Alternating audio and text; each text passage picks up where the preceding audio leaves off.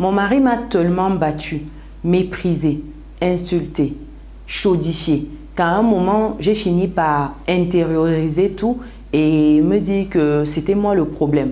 Pourquoi? Parce que à force d'entendre ces paroles dévalorisantes qui allaient jusqu'au point, je me suis dit que c'est moi qui ne faisais pas bien certaines choses.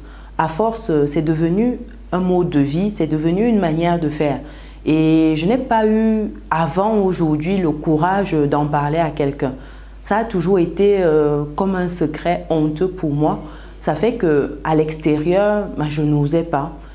Je me disais que les gens me jugeraient, que les gens ne comprendraient pas, que les gens ne se mettraient pas à ma place parce que voilà, c'est des personnes qui ne vivaient pas la situation comme moi au quotidien, qui ne ressentaient pas certaines choses.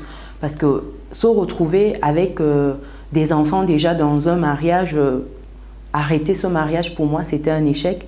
Donc forcément, je me disais qu'il fallait que je trouve une solution pour que les choses aillent mieux.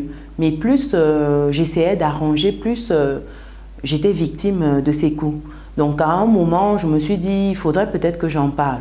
Parce qu'à force de regarder certains documentaires, de me poser certaines questions, j'ai commencé à me dire que peut-être que ce n'était pas si normal que ça. Peut-être qu'après tel nombre d'années de mariage, ce n'était pas forcément le traitement que je méritais.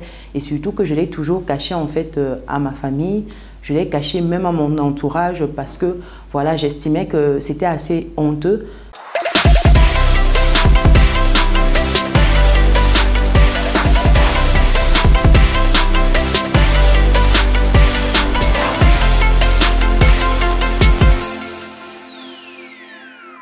Moi qui suis une femme qui a l'habitude de conseiller d'autres femmes, d'être une sorte de modèle pour ces femmes-là, me retrouver dans cette situation, c'est un peu comme si je suis pas vraie. C'est un peu comme si je ne vivais pas cette... C'est un peu comme si en fait je me suis toujours menti à moi-même et surtout quel serait le regard des autres vis-à-vis de moi, de se dire que je donne des conseils que moi-même je ne suis pas capable d'appliquer. Donc c'est vraiment dans cet état d'esprit que j'ai intériorisé, jusqu'à ce que récemment je sente vraiment ce besoin-là de m'ouvrir, ce besoin d'en parler à quelqu'un, ce besoin d'avoir un retour d'une autre personne parce que fatiguée de me cacher, fatiguée de me maquiller pour cacher un certain nombre de choses, à un moment... Ça commence à peser. À un moment, on se dit, est-ce que c'est ça que je veux pour le reste de ma vie? À un moment, en écoutant des témoignages, en creusant un peu, on réalise qu'on a une certaine valeur.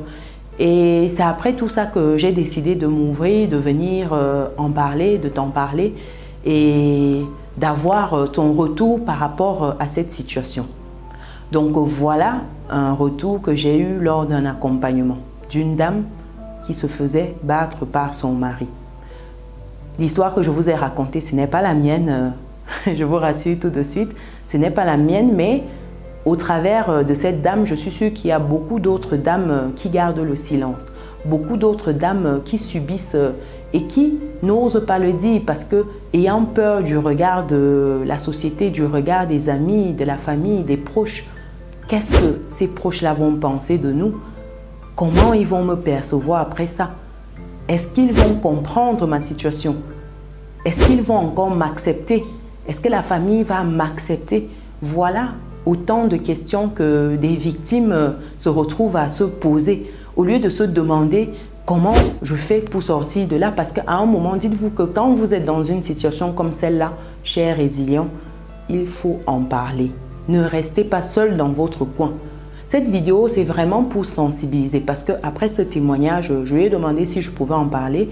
Elle m'a dit oui, il n'y a pas de souci, tu peux en parler, sans citer son nom, mais je pouvais en parler.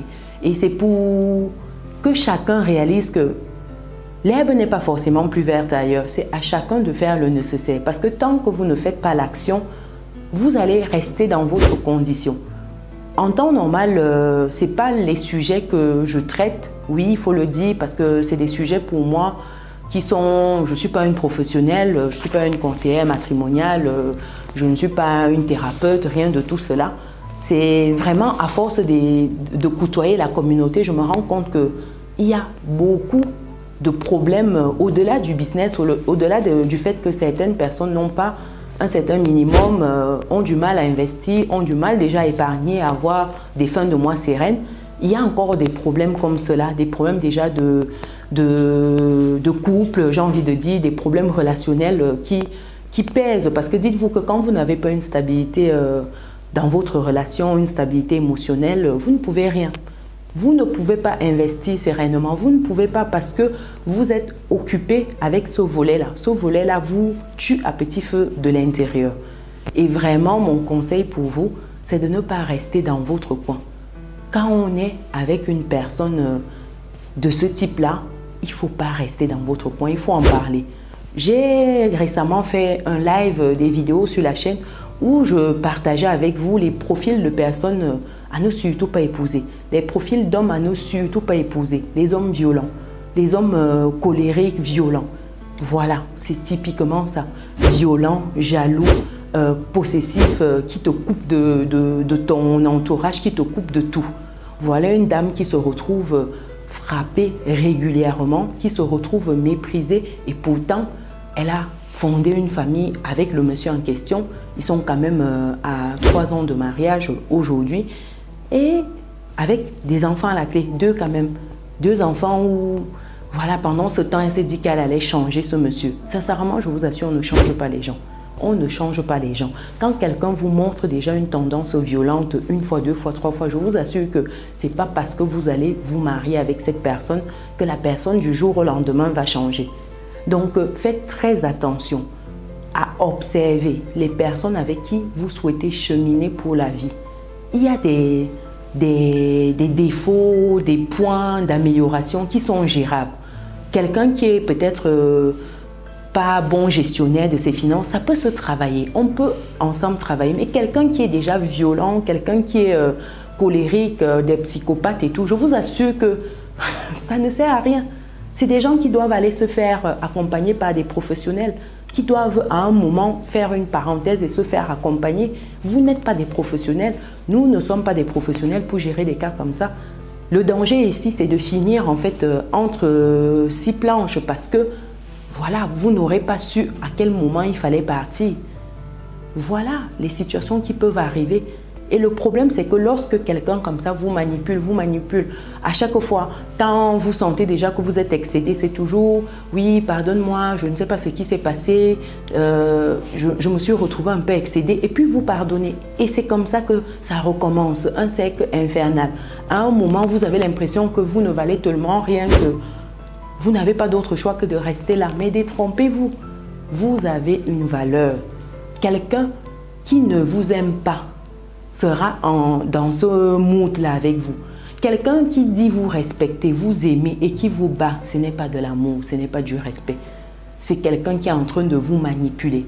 Quelqu'un ne peut pas être là et vous aimer, vous frapper, vous faire mal physiquement, psychologiquement, dans tous les sens du terme. Ce n'est pas de l'amour, c'est de la manipulation. Sincèrement, faites attention, ne vous isolez pas. Parce que quand vous êtes isolé comme ça, là, vous êtes à la merci de ces personnes-là. Faites très attention, chères résilientes. Faites attention à observer la personne avec qui vous voulez vous engager pour la vie. Et vice-versa, hein, parce qu'il y a les femmes qui sont terribles. Il y a des femmes qui sont des psychopathes. Je vous assure, des femmes que quand vous cheminez avec elles, c'est AVC qui vous calcule. Je vous assure, vous allez finir en mode AVC. Si ce n'est pas le cœur qui lâche, je vous assure, vous allez vous retrouver dans une situation tellement terrible. Faites attention. Ici, on parle de business, on parle d'entrepreneuriat, de mindset, mais à un moment, on ne peut pas faire du business sans que l'état d'esprit soit propice, sans que le relationnel soit propice. Comme on dit souvent, pour que tu puisses investir sereinement, pour que tu puisses entreprendre, il faut que le partenaire à côté de toi te le permette. Il faut que le partenaire te le permette dans le sens où si c'est un partenaire qui est toxique pour toi, tu ne seras jamais épanoui. Tellement, il va t'absorber, il va t'user. Il sera là en train de sucer ton énergie. C'est ça. Voilà typiquement une situation. Et dites-vous, pourquoi on se retrouve à avoir cet échange-là? C'est parce qu'elle a calculé le moment où il ne serait pas là et tout pour qu'elle puisse prendre son heure pour échanger. Et vraiment, c'était toute une équation. Vous vous rendez compte?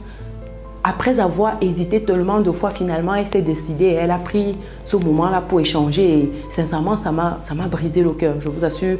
C'est des moments où je sens que j'ai envie de faire des choses que je regretterai plus tard. Tellement ça vous touche personnellement, de vous dire qu'il y a des personnes qui vivent des choses inimaginables, impensables. Vous êtes violenté comme ça devant vos enfants régulièrement. Mais quelle éducation pour ces enfants-là? Vous imaginez l'état d'esprit et le mental de ces enfants? Ils sont traumatisés. C'est des enfants que demain, ils vont reproduire ces schémas-là, on ne va pas comprendre pourquoi. Voilà des enfants que s'ils ne sont pas suivis, ce sera très difficile pour eux. Faites attention. Faites attention aux personnes que vous choisissez de cheminer avec, chers résilients. Vous pouvez vous retrouver à accélérer votre passage sur cette terre, abréger cela à cause d'une personne comme ça. Vraiment, cette vidéo, c'est vraiment pour attirer votre attention. Pour des personnes qui me découvrent, je suis Chimène Nana, je suis maman, épouse, entrepreneur, investisseuse et récemment auteur de ce livre. Oups. Vivre et réussir en France, il est juste là.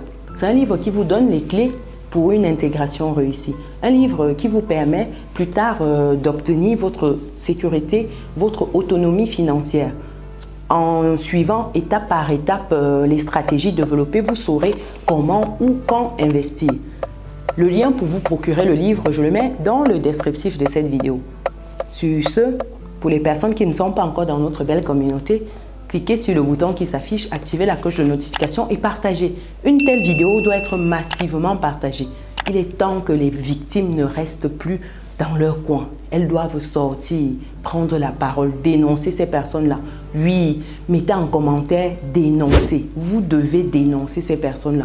Et quand vous pouvez, partez. Partez, ne restez pas. Partez. Les excuses et tout, ça ne sert à rien. Quelqu'un qui est foncièrement violent déjà, ce n'est pas parce qu'il s'est excusé que demain il ne va pas recommencer. Partez.